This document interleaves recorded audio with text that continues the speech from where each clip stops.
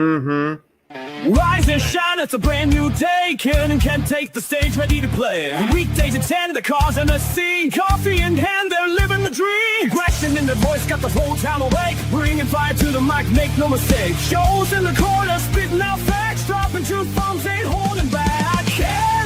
Can in the morning, feel the heat. From 10 a.m. CST, can take a seat. We live and loud, that break in the mind. Light up your speakers, crank up the sound. They're talking about life upside down. Opinions exploded like a sonic blast. In the studio, they're built to last. With passion and grit, they engage and ignite. Every single week, they're a force can't fight. From sports to politics, This is a Huddle Sports Network broadcast. You can find us on Roku TV, Amazon Fire TV, Facebook, and of course YouTube. Get all your NFL news here first. Hey, good morning, and welcome to another edition of Ken and Ken in the Morning. I'm Ken, that's Ken, and it's the morning. A little bit of rain possibly here in the Panhandle of Florida. Hopefully it passes soon so I can go get 117 cubic inches of freedom and ride my happy little butt to Harley this morning. But hey, got a football story for you this morning, Ken. One that involves your former quarterback. So Aaron Rodgers, and I love how the clickbaiters do it, and I just did it because, well, we needed something to talk about this morning. So there's a little clickbait article about Aaron Rodgers. Aaron Rodgers makes unique requests when signing with Steelers. I'm like, okay, what kind of strange freaking does he want? Ayahuasca weekends? Does he want dark retreat Thursdays? I mean, what's this going to be here, right? Fucking clickbait. You know what the article? And it's a cool article, though. It's a good story. I wish they just would have packaged it differently. So Aaron Rodgers, when he gets to the Steelers, says, hey, I don't want the playbook on a tablet. Because now, everything is so digital in the NFL. And, well, everything, period, right? You've got iPads, you've got iPhones, and everyone's got tablets and, whatever you call it, all that crap. Aaron says, nah, I want it printed out. I like to take notes in pencil and, jot my own notes on the playbook and install a new playbook. And they were like, what? Like, yeah, I want old school paper printed. I want a printed copy. Can you send it to me? So they have one of their assistants go, hey, Aaron wants an old school binder. She does this beautiful binder, tabs it out, even stocks it with pencils, erasers, highlighters, like a binder. Like when you get the binder, you're like, well, damn, like you actually put some thought and effort and work into it. Aaron gets there, and good morning, Yoli. He gets there, and he's like, wow, he's blown away, but he already had his own.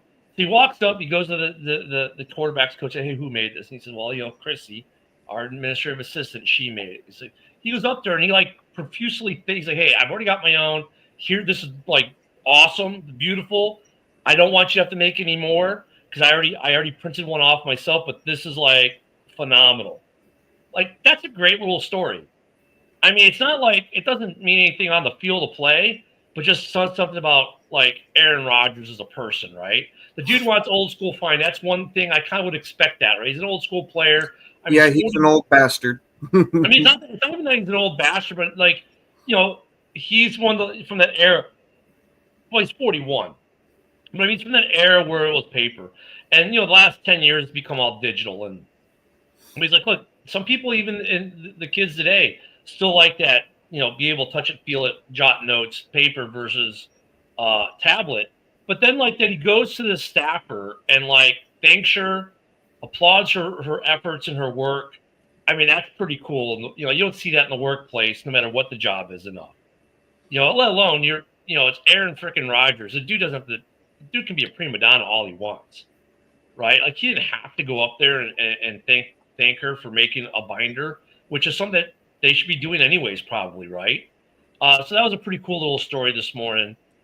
Bill says they're winning 10 games this coming season. Yeah, maybe because the staff loves Aaron now. I don't think the staff loving Aaron's going to have anything to do with the win total. I know.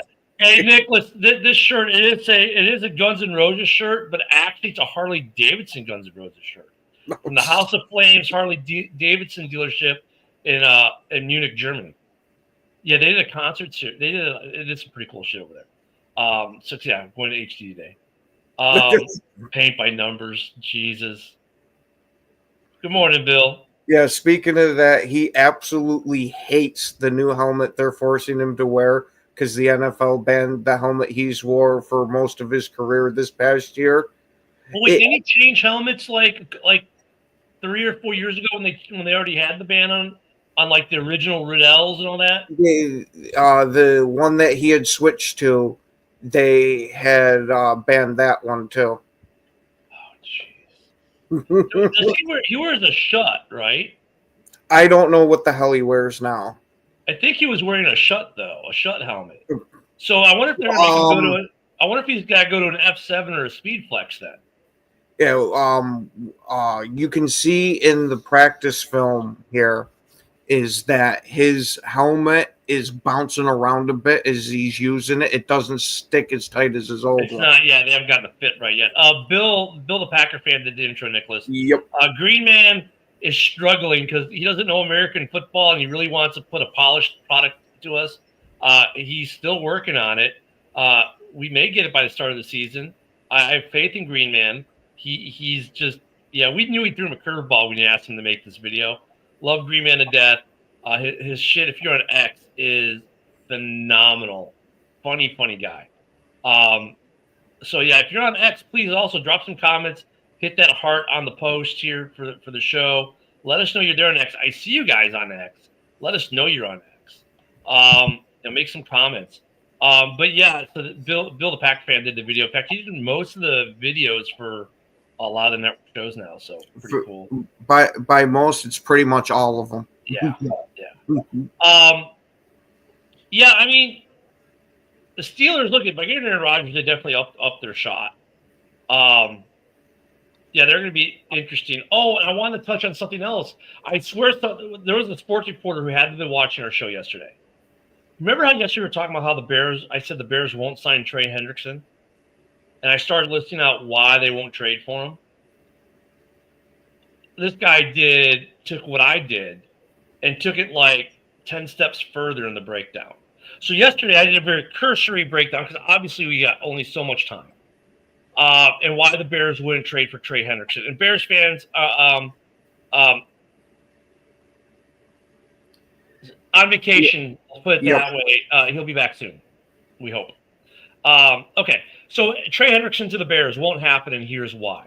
The Bears could possibly restructure enough contracts to pay him this year's salary, okay? But the problem comes in the re-signing / extension of Trey Hendrickson for the Bears. They would have Spotrac has him like $30 million a year. Stupid, right? But that's where it's at. Stupid bonus, all this good stuff. 3-year deal, $100 million. That's what Spotrac projects. They have no safeties signed for next year. They would have no money to sign any safeties for next year. So that means Jaquan Brisker, they have no money to sign him next year because his contract ends at the end of this year. Obviously, the Bears haven't extended him because of the injury issue from last year.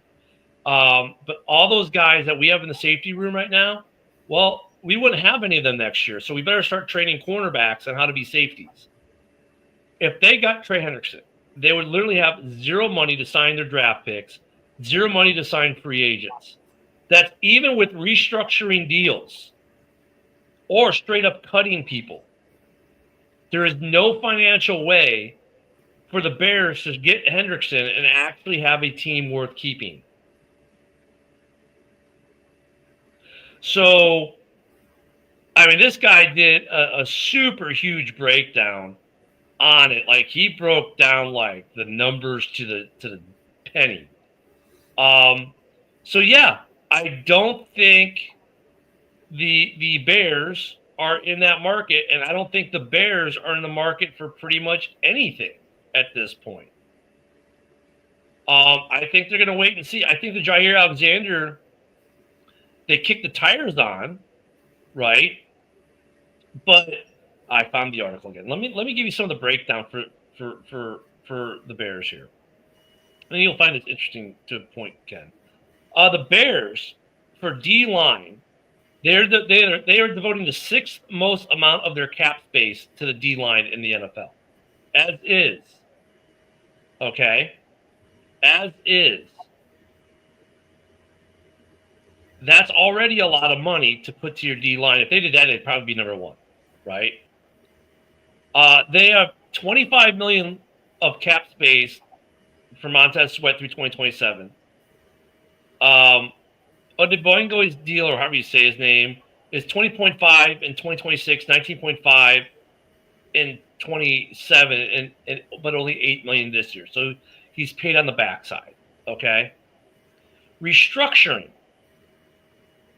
So the projected breakdown of a 3-year, $100 million extension for Trey Hendrickson includes $32 million in 2025, which doubles current salary, 59 practically guaranteed through 2026. Okay, that's what you're talking about. I mean, now you're talking this year we have a 14.7 mil available. It would eat all that up, and that's without signing our 3 second rounders. So we couldn't even sign our second rounders if we had Trey Hendrickson without restructuring other people's deals. Now you could possibly do that, right? But if you do that, then you come the next year, and the people you'd have to cut: Jalen Johnson, Cole Kmet, Swift, and Tremaine Edmonds. That's $31 million through 2026. You'd have to cut all of them just to get Trey Hendrickson. Do you see the argument I'm making here, Ken? There's no way. Oh, yeah. There is no way. And let me give a shout out to the author of this article, because he took what I was talking about, and we were talking about yesterday, and just took a step further. The guy's name is Gene Chamberlain, and he is, believe it or not, from Sports Illustrated. Yeah. I mean, great article. In fact, you know what? I'm going to do something I rarely would do. I'm going to drop the link for this article in the comments so people go check it out. It was a really good article. He really breaks it down. So if you're a Bears fan or just like want to figure out why teams are doing there, I dropped the article there. So let me make sure I didn't miss any comments. Good morning, Eric. Oh, you seriously won't get fined? Yeah, but you were late, Eric. That's push-ups, my friend. We'll call it 10 diamonds elevated. Yeah, that'll work. No, you got to take 10 bond hits with the gas mask. Okay. I'm not trying to kill the kid. I'm trying to make him healthy. So yeah, it's not going to kill him. You might lose a lung for a minute or two. Go check out that article though, because it really broke down like why the Bears will not get Hendrickson, and it makes sense. And Green Bay must have got tired of sitting on the Bears then. I meant the Lions. I don't know why I said the Bears. They're too busy looking at you, and then Broski popped up. Hey. And look, and Mitch has added to his morning routine here. Good morning, Broski. I don't know if you heard what I was just talking about the Trey Hendrickson, why the Bears won't get him. Yeah, I did. Yeah, I mean, always thought it was an extreme long shot, and they would have to move way too much around just to even consider it. I mean, even if you don't have to give up a first, I mean, the whole, signing him to a contract, that's the hang up. That's the killer. That's throwing a wrench into all the Bears' future plans and spending and re-signings. So, yeah. And you're basically a one-and-done team, because if you can't get it done this year, you have no safeties under contract. You'd have to get rid of all your big contracts almost in order to keep this dude. That's a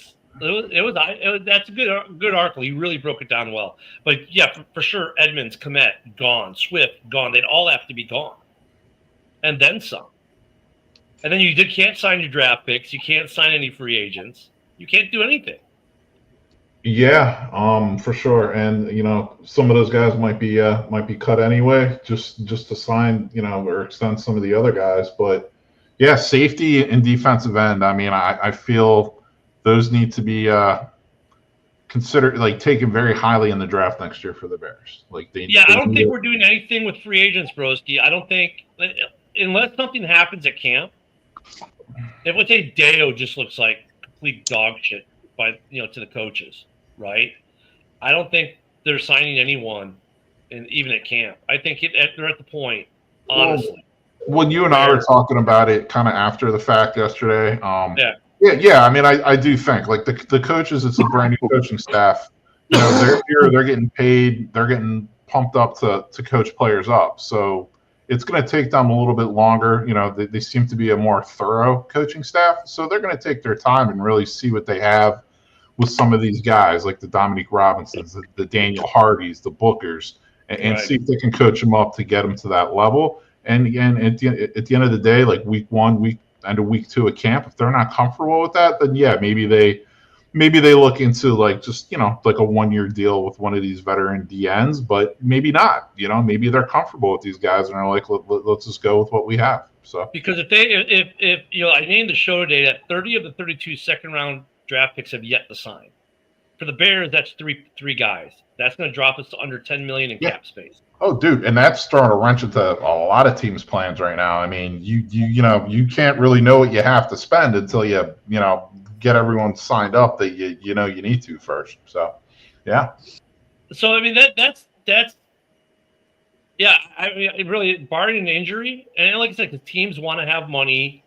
Like the Packers would never go spend full cap coming into the season. The Raiders would never spend full cap going into the season. Why?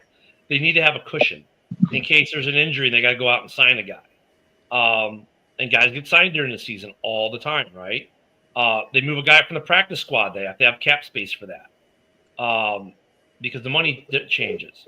So, yeah, I mean, I think the Bears are done. In fact, I think most of the North is done. The only outlier is Jair Alexander.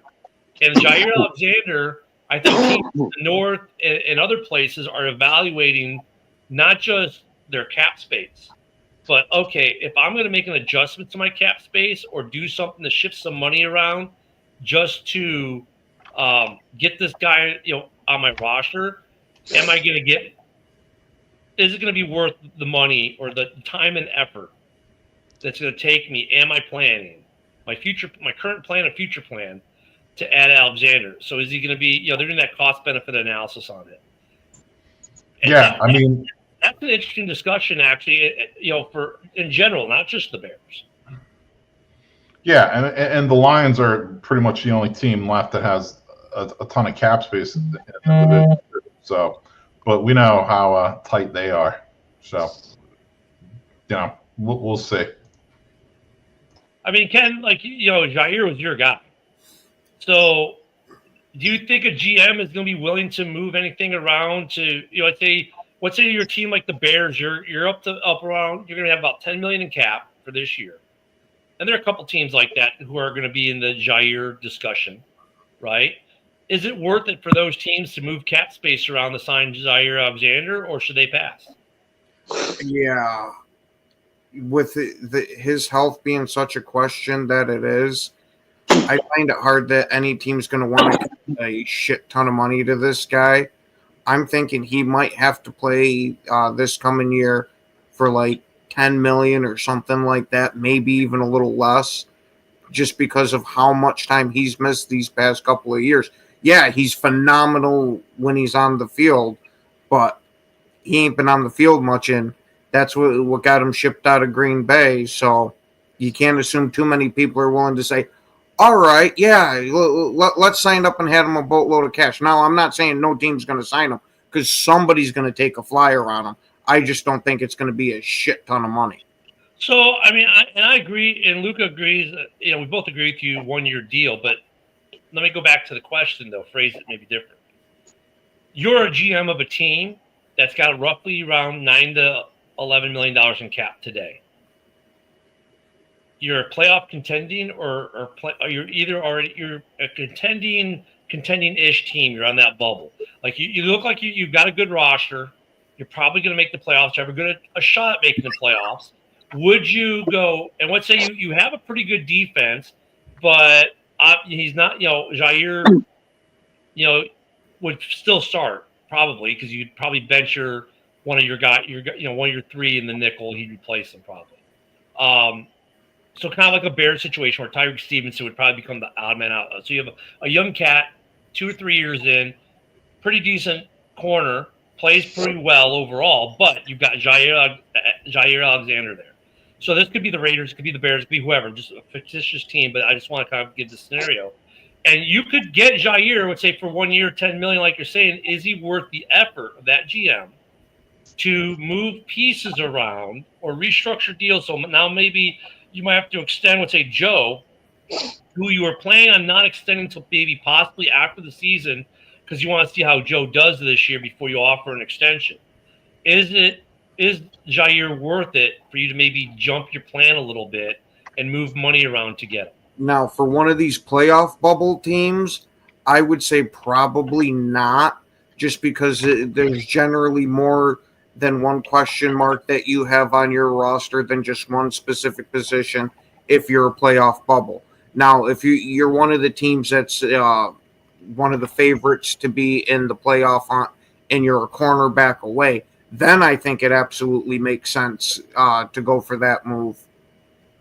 Kind of like what the Rams did when they had won their Super Bowl there. It was, okay, we'll go out and target these specific guys because we know we're these players away. And Broski put in some the Spotrac numbers up. Lions obviously don't need to move anything around. The Vikings probably don't need to move anything around if he wants to go to one of those teams. The Bears obviously would have to move something around. Joe, what do you think about this? The question I posed.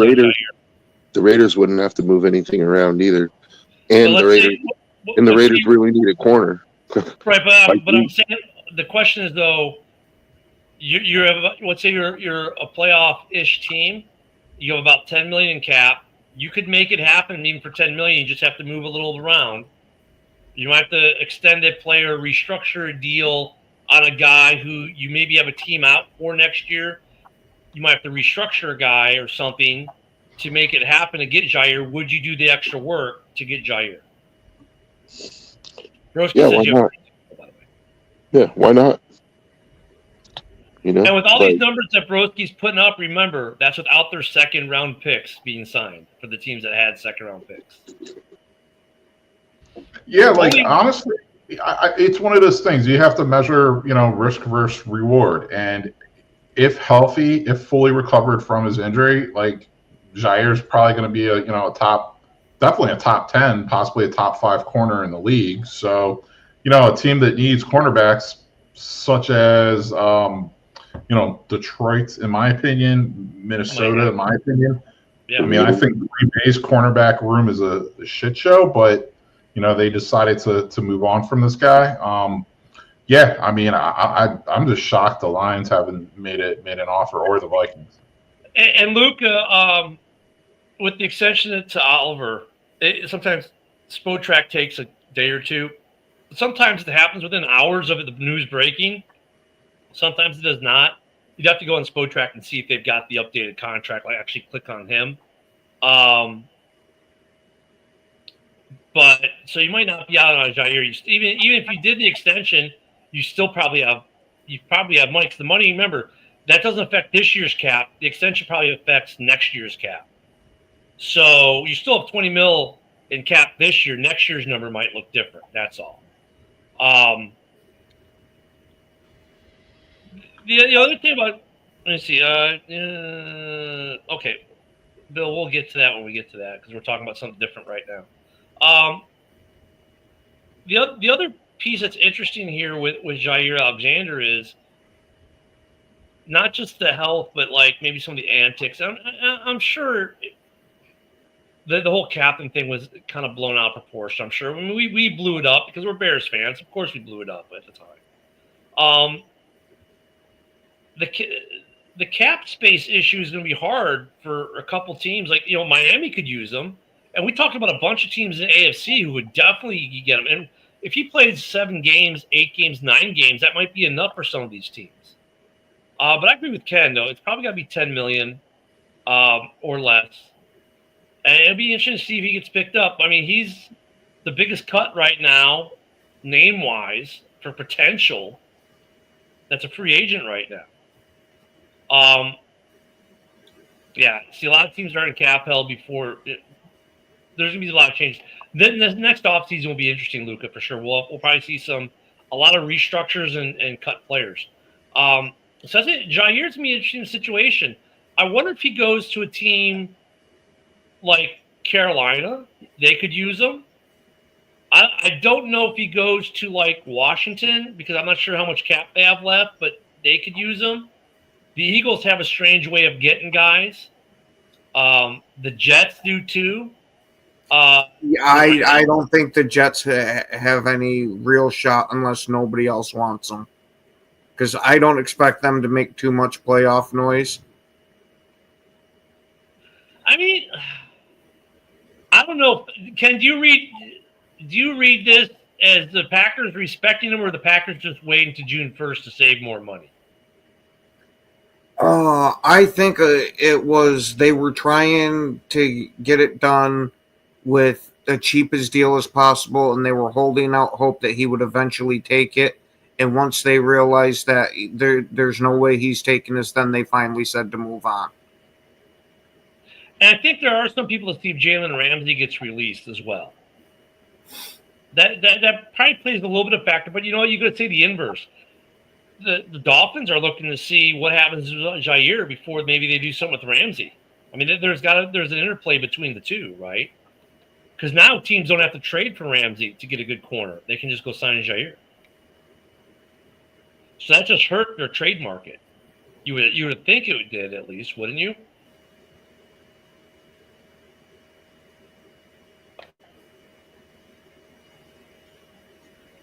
Yeah, but the problem. It's not that no one wanted him because Buffalo was in on it. It's that Alexander refused to take a pay cut to make that trade happen.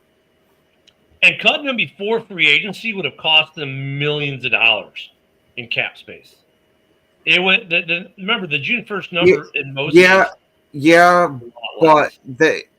it kind of is a little null and void with that argument because of the cap hit being split between 25 and 26. We took all the 26 money and put it into 25 anyway. So it was like we just released him at the beginning of the year. Well, it wasn't his cap hit. It was significantly bigger, though, pre-June 1st. So, and that would have that was because it was going to be split over 2 years, but we just put all the money into this year. Right, but you would have had money this year and next year would have been a bigger number in general. Like the way that works is the cap hit this year. Just let's say I think right now the cap hit was $6 million. It would have been let's say $10 million this year, $8 million next year, if you did it before June 1st. But because you did it after June 1st, it was significantly less between the 2 years. I get what you're saying. You took the 2 years. You just apply it all to this year, but that's still significantly less money than had they cut him pre-June 1st. That's the whole reason you have that date, that delineation of June 1st. Yeah, it's because you can split the money between 2 years at that point. No, but it's also the total number is more expensive pre-June 1st between the 2 years. They saved a significant amount of cap money between the 2 years by doing it after June 1st. You see what I'm saying? Like if you did, let's say for sake of argument, let's say I was going to cut you, and if I cut you pre-June 1st, I know I have $15 million dead cap this year. 10 million next year. It's 25 million dead cap. If I cut you after June 1st, let's say that number goes down to 1 million and 3 million. Now we have 4 million between the 2 years. You see what I'm saying? That's the way that's designed. So it's not that you still have that cap money over 2 years. The Packers said, yeah, well, we'll take both years of it and put it all in one, but still less money than had they done it pre-June 1st. That's why there's a designation there. Yeah, I was going to say, as I understand it, it's still going to be the same amount of money. It's just when that money would have been paid out for it. No, it's different. If you look at contracts, if you look at the contracts and you look at dead money, like you'll see it's there for multiple years under both pre and post June 1st. That money is the same. So like this year, if your dead cap is 10 mil, next year dead cap is 5 mil pre June 1st. That's 15 mil for the 2 years if I cut you before June 1st. If I look post June 1st, let's say it goes down to 5 mil and 1 mil, now it's only 6 mil for the 2 years. You know, there's an easy way to solve this. You could go on Spotrac and. No, that's what I'm saying. That's what Spotrac shows you, though, because I've looked at them enough. So, yeah, can the NFL just send me the dead cap money? Thank you, Luca. Yeah, you need it for as much road dogging as you do. So That's why the designation is there. That's why people wait till after June 1st. So it's not that the Packers respected Jair Alexander. They wanted to save money.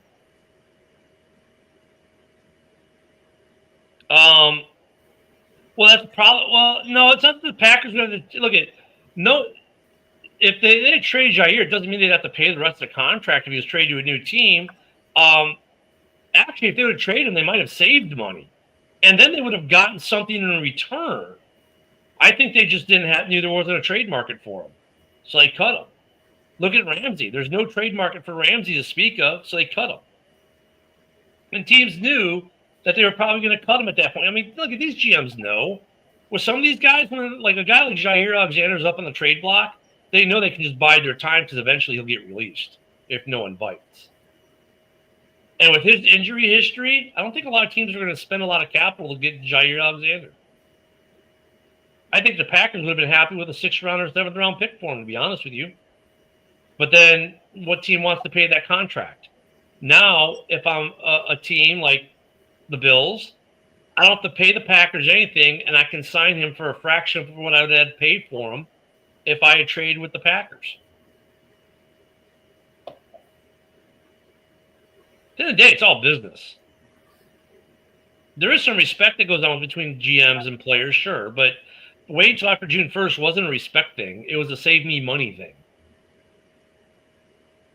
They saved money by cutting them after June 1st.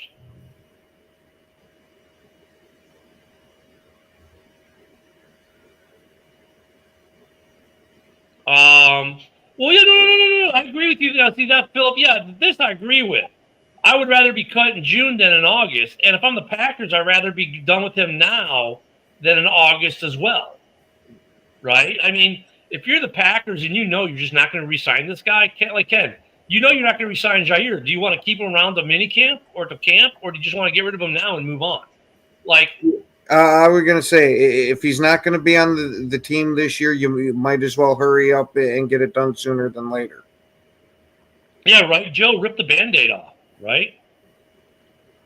I mean, Broski, would you keep a guy in the roster for an extra month or two if you know the odds are stacked that he's not going to be on your roster?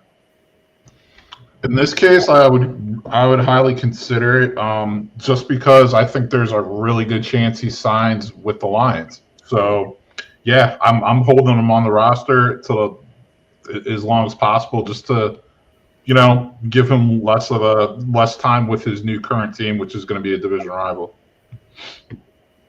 Fair enough. Yeah.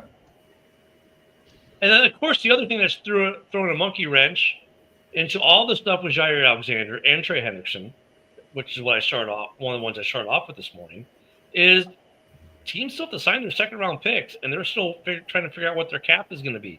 They probably have a basic idea because, 2nd-round picks can only make so much money, right, by the structure.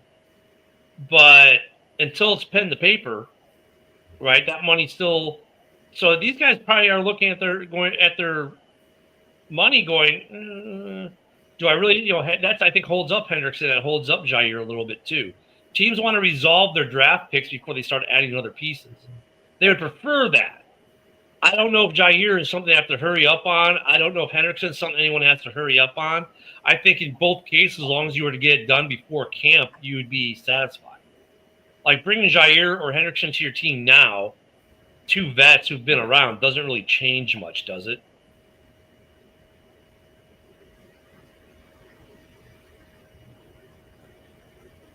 So I don't think it makes a difference when you get Jair or when you get Hendrickson to your team. And that's the other question. Does Cincinnati, what's up with that drama? Like, are they actually, I mean, the dude's in command of a crap ton of money. He is their defense. So if you're Cincinnati, what are you doing with Trey Hendrickson? What's their Spotrac? Do they even have the money to keep him? I was going to say, we've seen how many times that these GMs can pull this freaking cap magic when it comes to shit like that. It's more, I don't know how willing they are to negotiate around certain things with the contract. Because we've seen time and time again, if it's just a thing about finding money and making it work with the cap, these GMs find a way if they really want to get it done. Yeah, but like what we saw with the Bears, though, you'd have to jettison quite a few players in order to make it work. So, okay, the Bengals have $32 million in cap for this year. What about next year, Broski? Broski's become our Spotrac guy. With him being on the franchise tag for this year, it makes this year a lot more rigid. But anything next year and above, you can mold that number like freaking clay. But the problem is, though, like if you look at the Bears situation, like the Cincinnati situation, they're gonna have to get rid of some guys in order to re-sign. Okay, they have $68 million, so they're fine. They've got the money, and I think they've got the receivers and quarterbacks done. It might just be that they're not too fond of paying a guy his age that kind of money. Yeah, but we're seeing these guys. Look at Khalil Mack. He's going to be 35 this year, and he's still killing it. Yeah, but he's more of an outlier. Yeah. Sure, but Trey Hendrickson last year, I mean, he's still at the super high level. I mean, yeah. But Khalil Mack is making like 13 to 15 million, not 30 million. Yeah, but I mean, he was making like 20 or 30 mil last year, though. He was still getting paid the new contract. Yeah, you're right, Joe. But the contract he was just off, I think he made 25 mil last year. I don't know. Cincinnati's like an odd situation. It's just a different situation right now. Like they have that super young head coach, right? They still have that Zach Taylor, I think. Isn't that his name? Zach Taylor? He was like the youngest head coach ever, or one of them, and he's still only like in his early 40s, I think. And remember when he got there, like I think like, they made a couple, didn't they? They made a couple AFC Championship games, like right off the bat, I believe. And then, but I mean that was years ago now. Like they haven't done anything in the last like 4 years.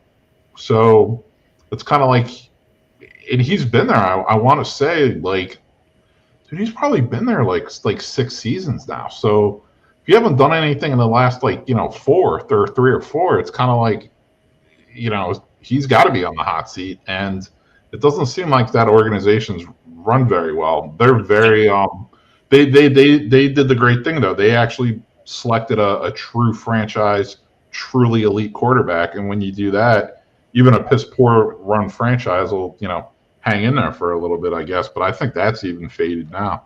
I think his job got saved by the push they made last year and the way the team responded to him. Because if you watched Hard Knocks, like they respond to him. He has that locker room. I think their problem is defense. Like that's got to be the frustrating thing in Cincy. So like, why don't you just get a contract with Trey Hendrickson, get him extended, and you know what? Take the flyer on Jair Alexander because your defense isn't that good. You've got a good team offensively. You've got a phenomenal offensive team, right? Your offense can move the ball. It can put up points. It's your defense, even though they had a couple moments of glory last year because of Trey Hendrickson, right? They're hurting. So give Trey the money, get Jair on a flyer $10 million year deal, prove it deal, and make a good run in the North this year, and then hopefully draft some good defensive players in the draft next year. Well, it certainly appears that they have the cap space this year, next year, to re-sign, to extend Hendrickson and sign Jair and give him a deal. And I'd like to see that happen. That way he's out of the division. Like the last thing I want is him to go to Detroit or Minnesota, and all of a sudden he's back to being like elite cornerback level. Jair still gets to play the Packers that way because we played AFC North this year. So Jair still can get his revenge on the Packers this year. Sorry, Ken. But that would work for him, right? And then he's on a playoff contending team, which I think is where he wants to go, a team that's going to be, contending for a playoff run. I mean, he could do that with Cincy. He definitely would make that defense better if he's healthy. A lot better. Oh, absolutely. How are we going to say shit? You see, last year how our number of sacks changed from the beginning of the year when Alexander was there to that middle part where he wasn't, and we still hadn't figured out a way how to generate pressure because he locks these people down so much. It gives you that extra half a step to be able to get home. And you know what, Ken? You bring up a good point there because that changes the Packers' defense this year as well. It changes a guy that you really love, the interception magnet, who just gets balls just get thrown to his direction. But a lot of those games Jair was in, he was a recipient of balls getting thrown to him because they weren't going at Jair. Yeah, because they were going opposite from him, and now he's the guy you got to worry about. So, and that's it. I don't think teams are worried about him as a cover guy. Like, he's a ball hawk, yes, who's taking advantage of situations because Jair helped create it.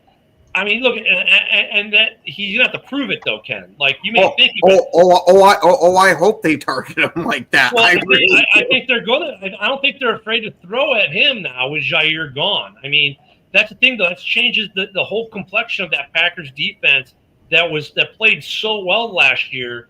It does change the complexion of that defense a bit. Like, it's kind of significant. It did last year, but we only had him for the beginning part of the year. Once that defense actually really started to gel, it is when that defense took off, and he wasn't a part the of Bears moved the ball on you with a shitty offense without Jair. If the Bears last year with a shitty offense could move the ball on you without Jair, what do you think a really good offense is going to do? Honestly.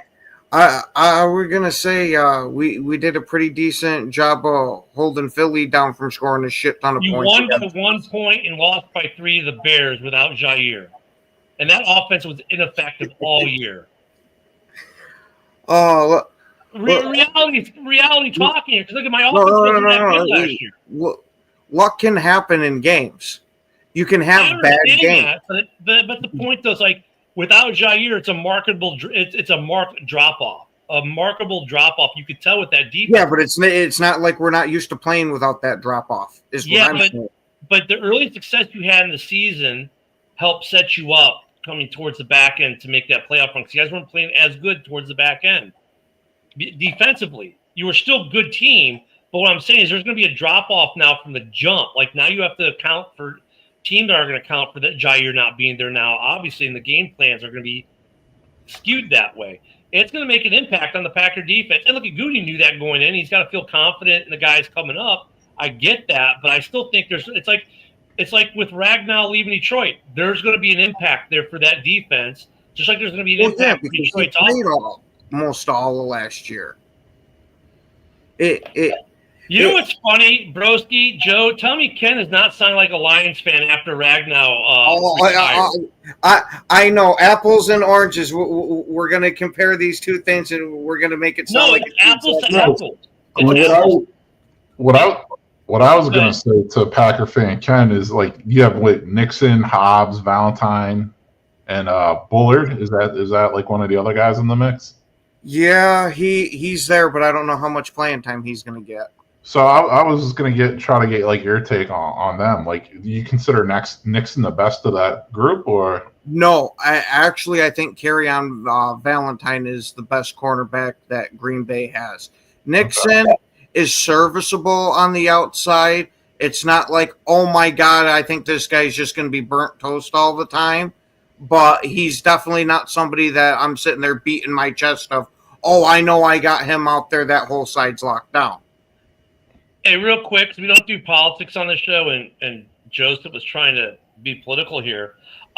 You mean for the Army's 250th birthday? Let's be clear about that.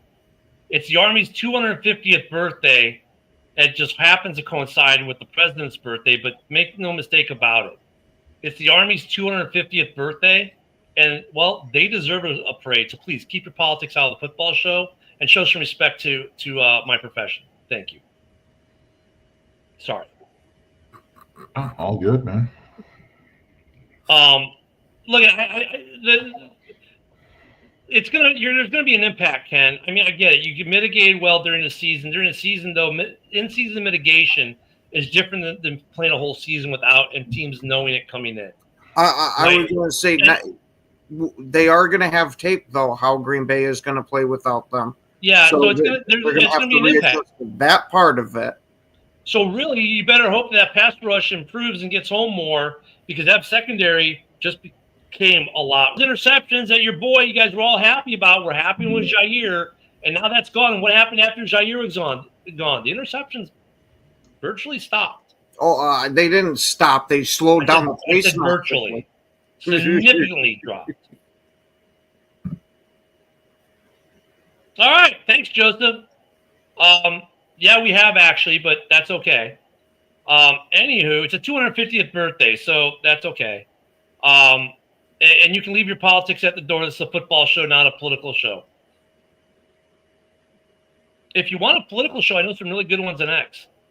I love when people say Vikings DBs is bad. But they're not great. That's the point. I mean, I see. No, we're not going to ban him. I'm just not going to show his comments, Bill. That's all.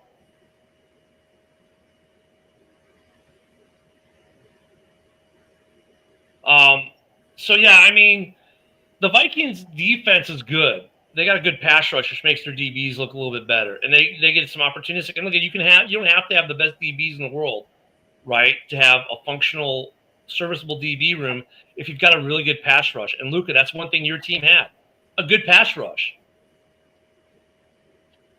Yep, happy birthday, Army. Happy birthday to the Army. Shout out Motown Mitch. And Joseph finally, well, no, he just got him a timeout. I'm just not letting him talk politics here. So Joseph's been timed out. It's not a political show. Take your politics and go talk about politics on X or Facebook, just not here.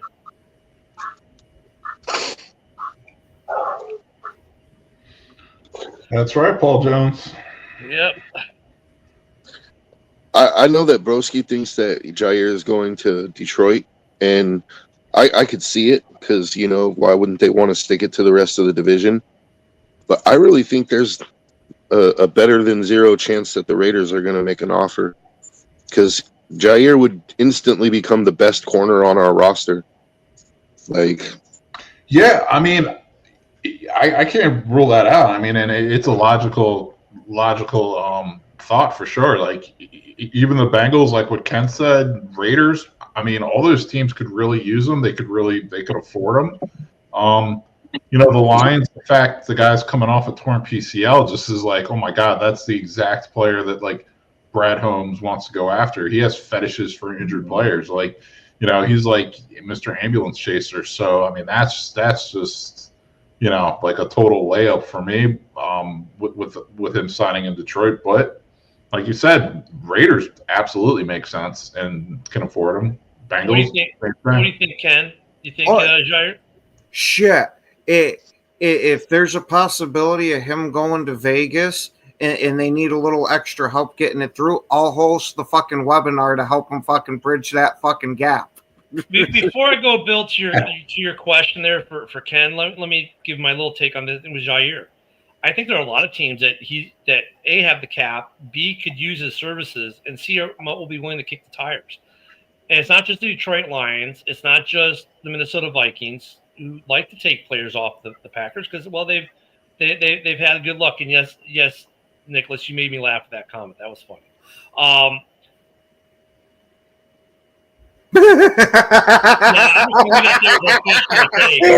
needed a good laugh for the day. Look, I think that there are a lot of teams like in the AFC North and the NFC West. I mean, there are a lot of playoff contending teams who have the money, who could use Jair Alexander, and he would give them a boost. Detroit's secondary is not that good. And, yeah, Brad would want him, especially if he could keep him relatively healthy. Now, the other piece, though, is, Ken, this is, you know, that whole T.J. Watt thing. I don't even think – I mean, this is like the third time Bill's asking, so he really wants us to talk about this. But you know what? I've heard no trade talk about T.J. Watt. I know they're trying to work the extension, and they're talking with him, but I've heard any trade talk. There's a bunch of trade talk as in speculation from opposing fan bases. So fans are talking it up. That want him to come to their team. Yeah. Now, I'd absolutely love having T.J. Watt there, but I don't know how much I'd be willing to give up for him just because of him starting to get a little older. Granted, I'd still give up premium for him, but I'm not selling the farm to get the guy. Yeah, Nicholas, Joseph is a hard egg to crack. I mean, look at that head. See, there you go. I got a laugh out of him. See, Nicholas, it ain't that hard. You just got to try harder. Yeah, I've heard no talk about them shopping him or nothing. Yeah. TJ Watt. I was going to say that I think what fuels some of the speculation for TJ Watt is the fact that they drafted Jack Sawyer, who's, kind of similar in profile to TJ Watt for a number of reasons. I don't think TJ Watt's going anywhere. I don't think Michael Parsons is going anywhere. 50-50 on if Trey Hendrickson does. But honestly, most likely he won't because the Bengals can't afford him. They actually can afford to give him a contract. So, it's off season. It gives us something to talk about for sure. Mm-hmm. And Paul Jones, I know you're not sitting there with Detroit and especially Flint's water talking about being tainted from Green Bay water. Yeah. Come on. Yeah. You can't be serious now. Yeah. Two places that can't talk about other people's water. The Detroit Flint area and New Jersey. I mean, look, when it comes to TJ Watt, first off, you're probably the asking price is multiple first rounders, probably, or first rounder player package, whatever. So, and then you've got the money piece of it, and I don't think the Steelers are trying to move on from him. It's just fans talking. You got all these fans' ideas, maybe entitled to compensation. Well, quickly reach out to your law firm. Like the host of my favorite Lions show says, Flint, where the water is shit, but the tires are good. Yeah.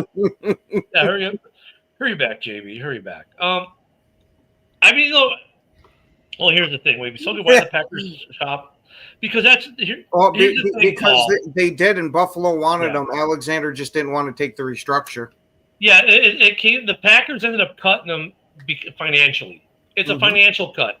Not that, and now you get players who sometimes need to learn the hard truth of the business of the NFL. And is Jair good when he's healthy? Oh yeah, everyone will tell you that. The problem is he thinks he's worth, let's say, JJ money. Pick a JJ receiver or safety for Chicago. Pick a JJ. He thinks he's worth somewhere in there between 20 and 30 mil. He's not because he can't stay on the field. And the Packers are like, look, I'm not going to pay you that. They did say, however, hey, we'll give you a good base with a lot of incentives. He's like, well, I don't want to have incentives to earn my money. And they said, well, look, I'm not going to extend you for this money. That's what got me about all this is that they gave him the full value of the original contract through incentives. That makes you wonder how much does Jair trust his knee?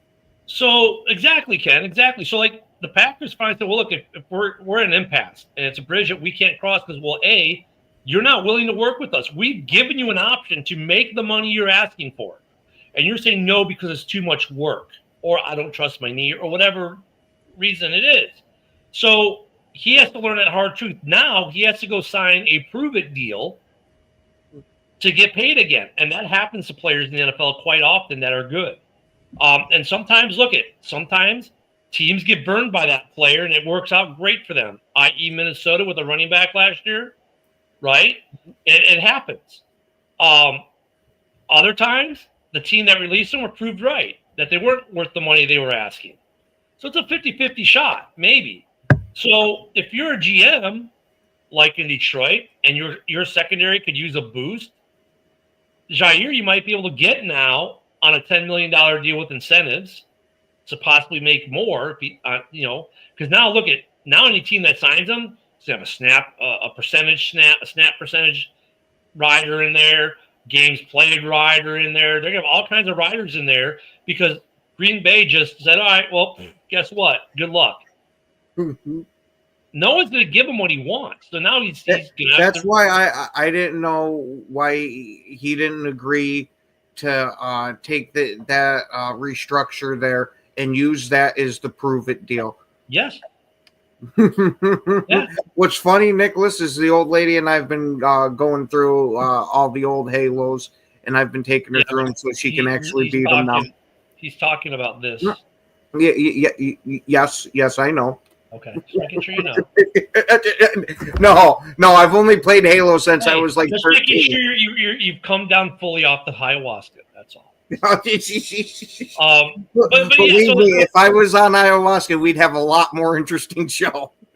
But Paul, I mean that's how that worked though with his deal, and so look, I don't think he'd be a bad signing for the Lions. He'd be value added, even if he only played half the season, right? He'd be value added to the room. And I think the other piece that goes with Jair and why the Packers cut him is the relationship got bad between the front office and Jair Alexander. And I'm not saying it went bad between Jair and players, Jair and coaches. No, the front office, it went bad. And that bad blood that was created through this process kind of also puts him in a point, like even if we resign him, he's always going to have some resentment to the staff, which will bleed out into the field a little bit. As much as you try to say it doesn't, it does. Yeah, so when LaFleur was talking about it, you almost got the sense that LaFleur was fighting to keep him. And then when you listen to Goody and Murphy talk about it, it's like they couldn't wait to get the guy out the door, especially Murphy. So I think he might have had a beef with Murphy. Yeah, so I mean, that happens, unfortunately, quite often, Paul, in the NFL. I mean, we don't always hear about it, but it happens quite a bit with players who get released. I was going to say, not even just the NFL. That's what happens when you get multiple people together. You're gonna have some people that are awesome on their own and they're your best friends, but when those two get together, holy shit, you don't even want anything to do with them. So the Trey Hendrickson, Jair Alexander, and to some degree to T.J. Watt sagas will be something worth watching this summer. I think T.J. Watt gets a deal done. I don't think the Bengals are able to move off of Hendrickson. They're going to have to pay him, but he's also probably going to have to lower the contract a little bit because his contract demand is so big. There aren't many teams that are going to be willing to pay the price. Or, I mean, look, they can franchise tag him one more year. So, and, I think that hurts Hendrickson more than helps him because now he's going to be faced with this. If they go to franchise tag him again, he sits, and now he's going to be 33 when he comes back, and no one's going to want to pay him the money. And at 32, no one's going to, a year older, no one's going to want to pay him the money. If he sits this year, that franchise tag that's on him doesn't count as an applied franchise tag. True. So they'd still have two more years. Yeah. So I mean, I think he's not doing. They learned kind of from the Le'Veon Bell shit.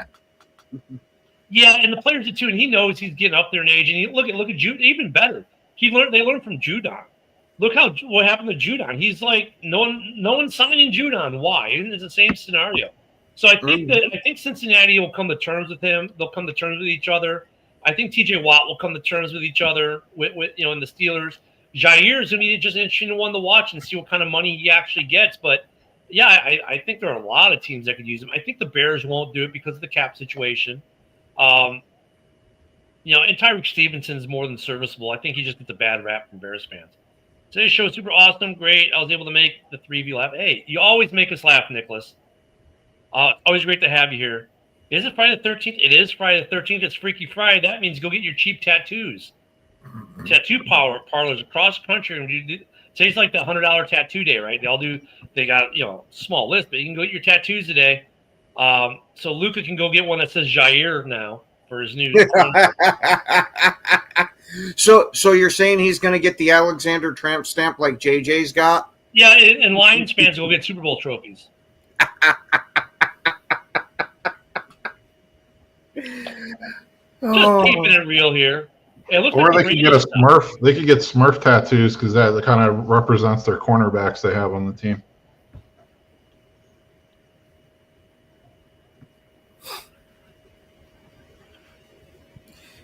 Maybe. Yeah, but you also got to remember too, he fits perfectly into Brad Holmes' fetish of being injured. As soon as he heard of that, he's probably saying, "Oh my God!" It's going to be a 1 year. And Brent, before we run out of time, because we got about a minute left, it's probably going to be a 1 year deal. Jair signed. It'll probably be a 1 year deal, so don't worry about next year's money. And we're less than about a minute here, so thank you for everyone for watching. Sorry for someone making political comments in the show. We can't always control that. But happy birthday to the Army as well. Thank you for the comments. Thank you for the views.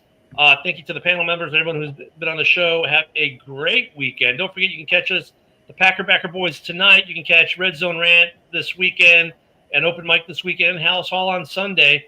As far as this show, we'll see you right back here next Monday after you've had a phenomenal weekend of cooking out, swimming in the pool, going to the beach, or doing whatever it is you do on the weekend when there isn't football. Maybe watching some baseball. Go Cubbies. Or the NHL Stanley Cup. Isn't there a game tonight? I believe there is. So go Florida Panthers. Beat that team from Canada.